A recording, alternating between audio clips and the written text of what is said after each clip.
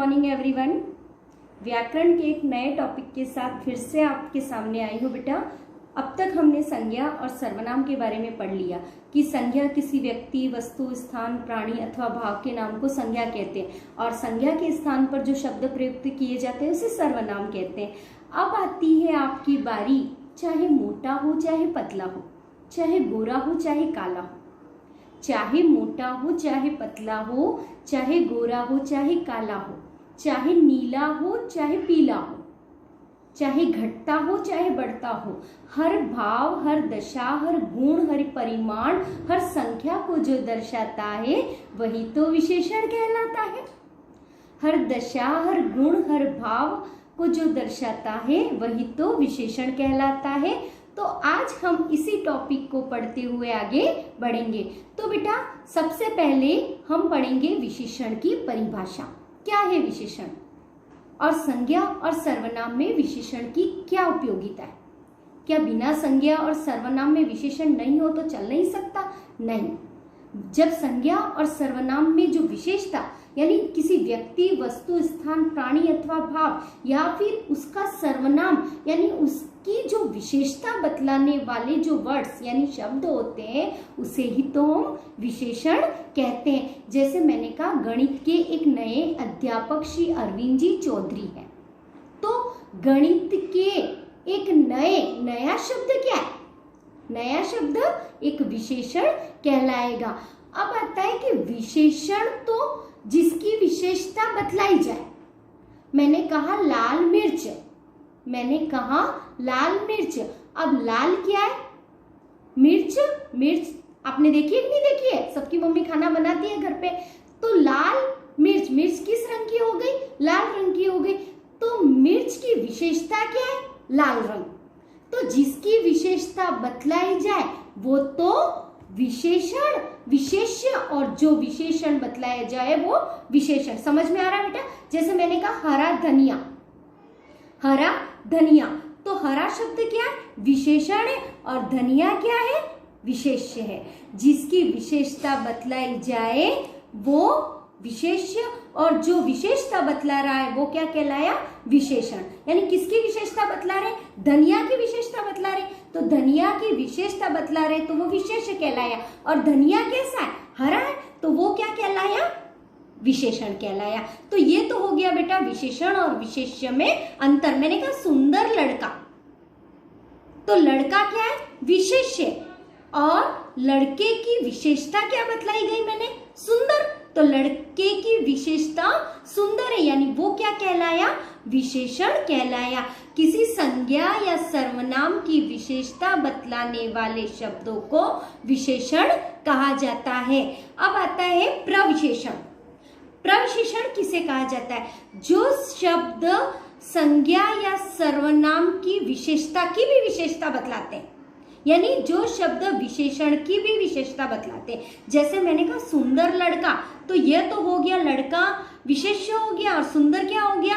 विशेषण हो गया। लेकिन मैंने कहा यह लड़का बहुत सुंदर है, यह लड़का बहुत सुंदर है, तो लड़का क्या हो गया? विशेष्य हो गया। सुंदर क्या हो गया? विशेषण हो गया। लेकिन बहुत लगाने पर वो क्या बन गया? प्रविशेषण बन गया। कंफ्यूज मत होना बेटा, फिर से बताती हूँ। संज्ञा या सर्वनाम की विशेषता बतलाने वाले शब्द विशेषण कहलाते हैं। जो शब्द विशेषण की भी विशेषता बतलाते हैं वह क्या कहलाते हैं? प्रविशेषण। और जिसकी विशेषता बतलाई जा रही है, किसकी? जिसकी विशेषता बतलाई जा रही है वह विशेष्य कहलाएगा। जैसे किसकी? हरा कौन है? धनिया है, तो धनिया की विशेषता बतलाई जा रही है, यानी धनिया क्या कहलाया? विशेष्य कहलाया। हरा क्या कहलाया? विशेषण कहलाया। लेकिन मैंने कहा ये धनिया बहुत ही ज्यादा हरा है, तो बहुत शब्द क्या आ गया? विशेषण नहीं आया, प्रविशेषण आया। क्या आया? प्रविशेषण आया। समझ में आ गया बेटा? प्रविशेषण, विशेषण और विशेष्य। विशेषण जिसकी विशेषता बतलाई जाए, जिसकी विशेषता बतलाई जाए वह विशेष्य कहलाए, और विशेषण की विशेषता बतलाई जाए वह क्या कहलाया? प्रविशेषण कहलाया। अब जिस तरह हमने सर्वनाम के कितने भेद पढ़े थे, याद है आपको? सर्वनाम के हमने 6 भेद पढ़े थे। उसी तरह वैसे तो बेटा आपकी पाठ्य पुस्तक में नहीं दिया हुआ, जितना हम पाठ्य पुस्तक में दिया हुआ उतना ही पढ़ेंगे सिलेबस के अकॉर्डिंग, लेकिन वैसे तो विशेषण के 5 भेद होते हैं, व्यक्तिवाचक भी उसमें आता है, लेकिन हम हमारे सीबीएसई की पाठ्य पुस्तक के अनुसार पढ़ेंगे तो विशेषण के 4 भेद होते हैं। गुणवाचक विशेषण, संख्यावाचक विशेषण, परिमाणवाचक विशेषण और आपका आ गया सार्वनामिक विशेषण।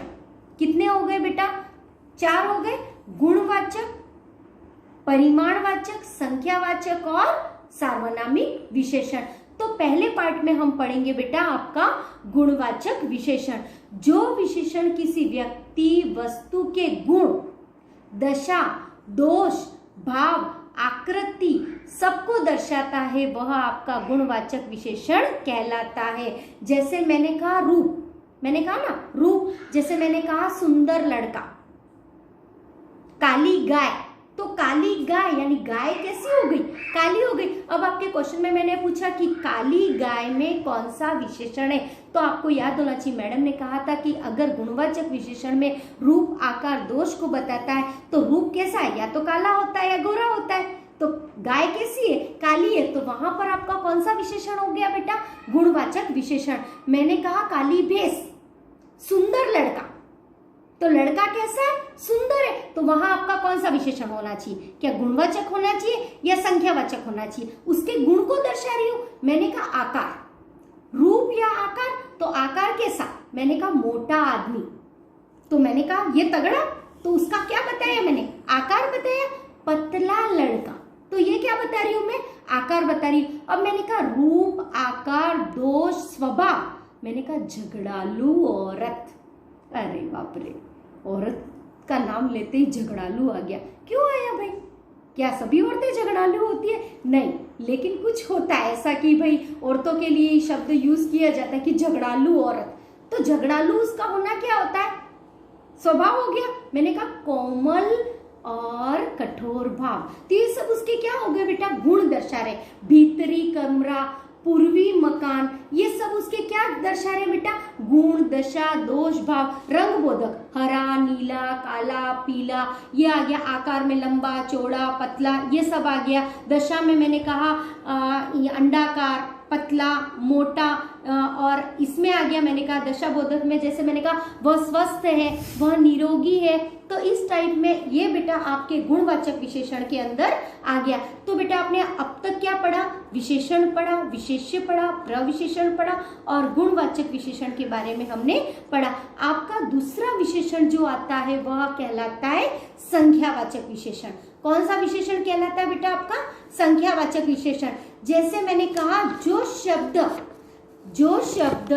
किसी संख्या को दर्शाते हैं, जो शब्द जिन विशेषणों से हमें यह पता चले किसी निश्चित संख्या का पता चले या अनिश्चित संख्या का पता चले। काउंटिंग का मतलब तो समझते हो क्या? हाँ, तो काउंटिंग यानी निश्चित संख्या या अनिश्चित संख्या का पता चले जिसे हम गिन सकते हैं।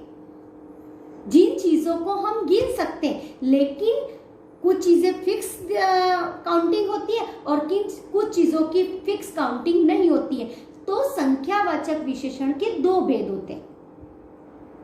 संख्यावाचक विशेषण के दो भेद होते हैं, निश्चित संख्यावाचक विशेषण और अनिश्चित संख्यावाचक विशेषण। अब आता है आपका निश्चित संख्यावाचक विशेषण, जिन विशेषणों से निश्चित संख्या का बोध हो। आपका था ना निश्चयवाचक सर्वनाम, जिसमें कोई बात फिक्स की गई थी, उसी तरह आपका यह आ गया निश्चित संख्यावाचक विशेषण। जैसे मैंने कहा गणनावाचक, गणनावाचक में मैंने कहा अरे एक पेन तो दे देना, तेरी एक किताब तो दे देना, 2 गिलास पानी तो दे देना। तो उसमें क्या किया आपने? काउंटिंग की। मैंने कहा क्रमवाचक, अरे पहली लाइन में लग जाओ, दूसरी लाइन में लग जाओ। तो ये नंबर क्या है? फिक्स है। मैंने कहा लाइन में लग जाओ, तो लाइन गिन तो सकते हैं बेटा, लेकिन उसका कोई निश्चित क्रम नहीं था। लेकिन मैंने कहा पहली कतार में लग जाओ, दूसरी लाइन में लग जाओ, तो ये क्या हो गया? क्रमवाचक। मैंने कहा समुदायवाचक, तीनों तुम एक ग्रुप में खड़े हो जाओ, तीनों समूह में खड़े हो जाओ, दोनों समूह में खड़े हो जाओ, पांचों समूहों में खड़े हो जाओ। तो ये किस में आ गया बेटा? आपके समूहवाचक में आ गया। प्रत्येक सूचक, मैंने कहा कि आपको एक एक करके आओ, दो दो करके आओ, एक साथ मत आओ, चार चार पांच पांच की लाइन में आओ। तो उसमें क्या आ गया आपका बेटा? प्रत्येक सूचक, मैंने सूचना दी। तो ये तो आ गया आपका निश्चयवाचक विशेषण, यानी निश्चय संख्यावाचक विशेषण, जिसमें संख्या फिक्स हो। दूसरा आपका आता है अनिश्चयवाचक संख्या विशेषण, जिसमें इन विशेषणों में किसी भी संख्या का कोई भी फिक्स नहीं हो। मैंने कहा पानी देना, अब कितना पानी देना कोई पता नहीं, लेकिन मैंने कहा जैसे 1 किलो केले देना, तो वो बात फिक्स थी। 1 दर्जन, यानी 1 दर्जन में कितने आते हैं? 12 आते हैं। अरे कुछ केले दे देना, तो क्या हो गया? ये निश्चित संख्या, कोई काउंटिंग फिक्स नहीं है। अरे एक साथ लाइन में लग जाओ, अब कितने लग जाओ कोई फिक्स नहीं है। मम्मी वहां कपड़े पड़े हैं बहुत सारे, वो दे देना। और मैंने कहा मम्मी वहां 3 कपड़े पड़े हैं, वो दे देना। तो जहां 3 कपड़े पड़े दे देना, वहां पर आपका आ गया निश्चित संख्यावाचक।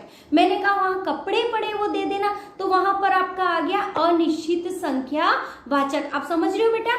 जहां पर काउंटिंग हम गिन सकते हैं, और गिन तो सकते हैं लेकिन फिक्स है, 4 5 2 3, वो सब आपका निश्चित में आ गया। लेकिन जिन काउंटिंग को हम गिन तो सकते हैं लेकिन फिक्स नहीं हो, वहां आपका आ गया अनिश्चित संख्या वाचक विशेषण।